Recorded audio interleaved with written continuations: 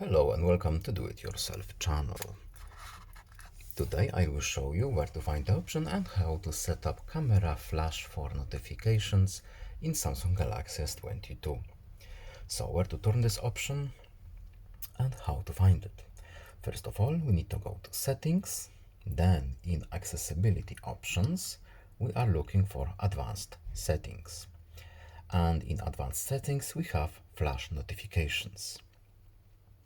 In here, as you can see, we have camera flash notification. So when we turn this option on, we have preview here. I don't know if it's visible. Our camera flash will turn on and off. It will start blinking. Of course, we can choose which application it will be applied to, but we are now chosen all applications. And that's it. I hope this video was helpful to you. Please leave a like and subscribe. Have a nice day and see you in the next video. Goodbye.